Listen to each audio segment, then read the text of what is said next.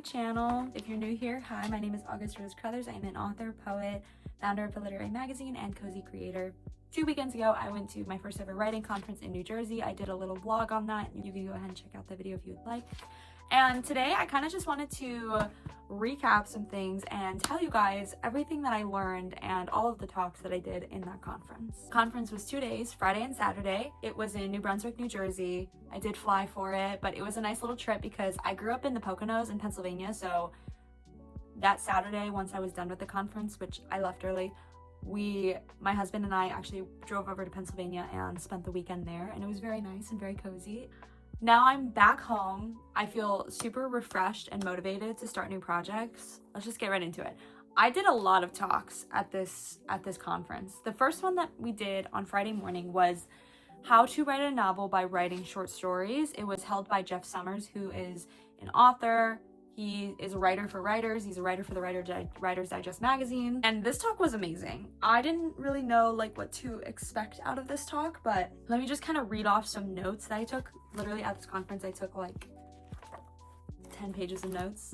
He kind of suggested the idea of, as a writing exercise, to write 1 short story a month, which I think I want to start doing. He also talked about different ways of writing a bunch of short stories and then putting them into a novel. He talked about the idea of a short story cycle. You write a bunch of short stories where all of the characters or the setting is connected, and then you eventually put it together once you're done writing. And he used A Visit from the Goon Squad by Jennifer Egan as an example, which that book has been on my reading list for a very long time, and I think I'm finally going to read it very soon. And then 2 more ways he kind of advised to write a novel by writing short stories. One of them is by writing standalones. So these stories do not have to be connected whatsoever. They can just provide different background or lore or histories for one theme. The third one he talked about was randomizing. So writing all these short stories over a period of time, and then once you feel that you're kind of done, looking at all of them and then putting them in a randomized collection. And he actually mentioned 2 really interesting examples that I would love to check out. And one of them was called The Unfortunates by B.S. Johnson. And I think that one is, the first and the last chapter are titled as such, but then all the other chapters can be read kind of out of order, which is very interesting. I don't know if that was The Unfortunates because my notes are kind of confusing, but I think that's what it was. But I do remember that composition number 1 is 150 kind of loose leaf pages that you can pick up off the ground and then read in any order, which is such a crazy concept to me as a writer. I can't imagine taking on a project like that. That was the very first talk I did at this conference, and it was amazing. I loved it. Next talk was called Writing Fiction That Works Based on Your Life by Bonnie Friedman, and this was my least favorite talk. Bonnie Friedman was great. She talked a lot about her book and how it was based off of a real life experience that she had.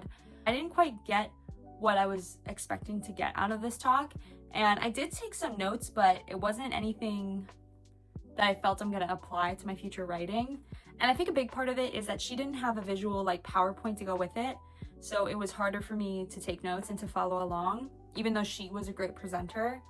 And then also a lot of people had questions at the end, but I felt like the questions were kind of steering off of the topic, and I felt bad for Bonnie, the presenter, because you could tell that she didn't quite have the answers, but she didn't know how to tell these people that. It was definitely my least favorite, unfortunately.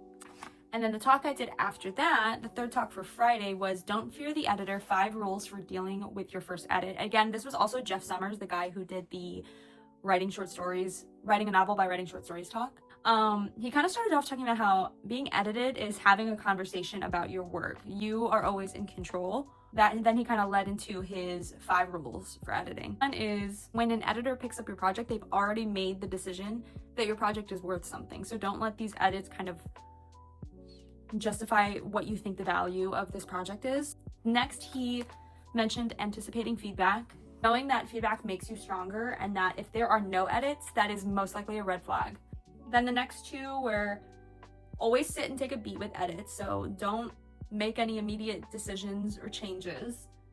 Next is to pick your battles. So you can fight with an editor on what you want to keep. Let me change my fight for your work and really tell an editor what's important to you and what you want to keep. But pick your battles. You don't want to be somebody that's like extremely hard to work with. And then the last talk I did on Friday was crafting pitches that get media attention, which this talk was not what I was expecting it was going to be. I guess I didn't read the description, but nevertheless, the speaker was great and it gave some really great insight into something I had never really thought of before. He was talking about how when you already have a book or a project, how to write pitches to media, like whether that be podcasting or news stations or radio stations, how to write pitches that get them to want to have you on so you can advertise your book, and then also what kind of pitches you should be making based off of the project that you're wanting to promote. Finally, she gave us examples of a pitch that you would give to a media station, and with a pitch there would be 3 things that you need: the hook, the twist, and the takeaway. So the hook is what you think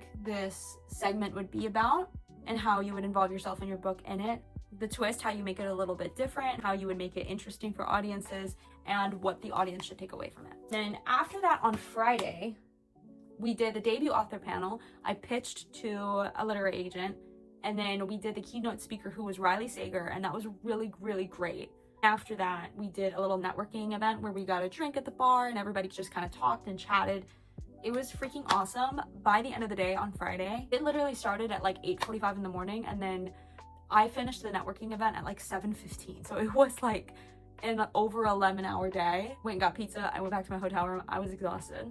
Saturday, day 2, I got up so early and I did a fun run with some of the other people that were there. I don't necessarily regret it, but I went because I thought so many people in the conference were going to go do this thing, and there was literally only like 10 people doing the run. Honestly, I'm like, wow, I could have just stayed in bed and slept in, but it's okay. I ran 3 miles. I got a lot of steps in. I had a great conversation, and getting up and like doing that run was definitely great for like my brain. It really amazed me how tired I was at this conference, and it has me prepared for next year. Day 2, I think I only did 3 talks that day because I left a little early. I was super wiped. The first one was Outlining Your Story and Why You Should by author Rob Hart. He was also a great speaker with a great presentation, answered some really great questions, and I'm already an outliner in my story. I'm definitely a planner. I am starting to work on a new book right now, and I know that it's going to take me at least 2 to 3 months to do the planning and outlining stage before I even write the first draft.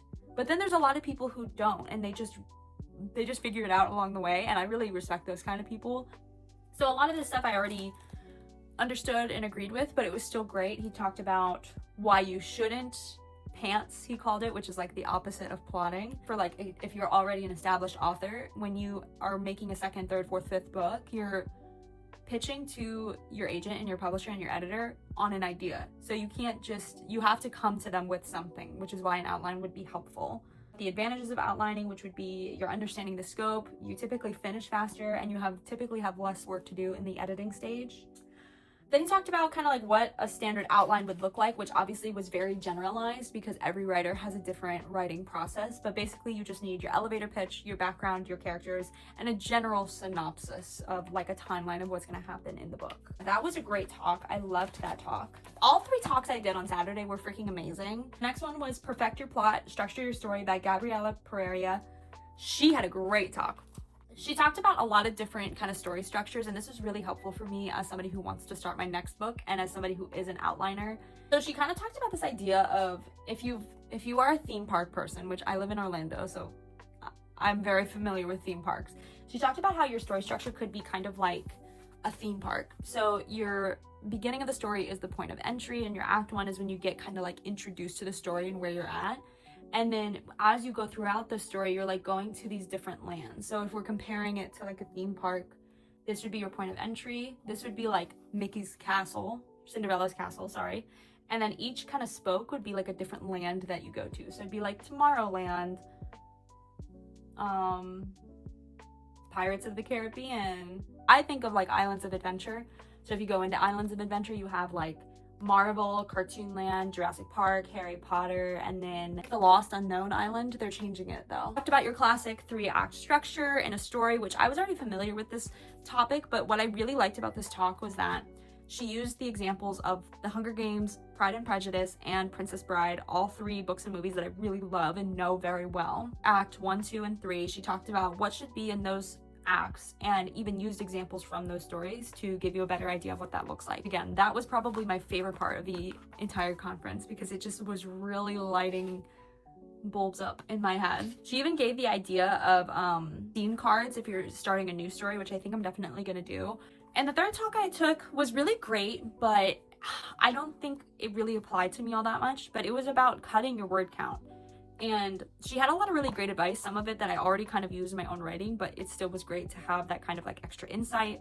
She talked about how when you're in the writing phase and you kind of go back and you reread the last 3, 4, 5 paragraphs that you wrote, to think to yourself if you've used the same sentence once or twice, if you can rewrite sentences with fewer words, and if certain things that you're writing, if they actually add anything to the story, which I thought was great insight to kind of think to yourself as you're writing. Also talked about how people will doubling up on action/beat tags. So let's say you read a sentence that said, she said, lifting a brow. Well, you don't need said. You could just say, she lifted a brow with your quote tags because you already know that she's saying something. You don't need to repeat that she said something. You can just use the action.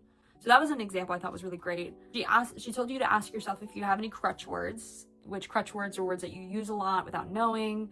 She listed some examples, which would be then, really, just, that. I know I kind of use just and says a lot, and I've been working a lot over the last year on trying to not do that. That was the last talk I did that I actually took notes on, because right after that talk it was lunchtime, and at this moment, like lunchtime and the third talk, I was like watching my husband's location, seeing him land in Newark Airport, get the rental car, and then drive to the conference. And he basically was just like waiting around getting lunch outside of my hotel while waiting for me to like finish up lunch. I did take a talk that was self-published like a pro, but I've already done the self-publishing journey, and it was a lot of stuff I already really knew, even though it was a great speaker who had great insight on things. But I'm really not trying to self-publish right now. I am in the query trenches. It's awesome. I did listen to the talk, but then it was like 1:45, 2 o'clock. I was freaking exhausted. There was one more talk I wanted to go to, but it was the last one of the day, and I just did not know if I could wait another 3 hours. I was just ready to go, especially because we were driving to Pennsylvania and I wanted to beat like rush hour traffic. So I ended up leaving early. We left the hotel at like 2:30, and we got to our hotel in Pennsylvania like right before 4 o'clock. So it was such a wonderful experience. I'm so grateful that I was able to go, and I cannot wait to go next year. Don't know where it's going to be yet. I hope it's in a city really cool. No matter what, no matter where Writers Digest has the conference next year, I definitely plan on going. Yeah, I hope this was really informative for you guys, and I hope this makes you inspired to go to a writing conference. There are so many different ones that you could go to. Thank you guys for watching. Thank you guys for supporting.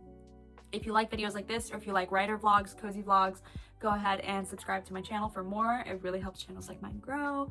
And I will see you in the next one.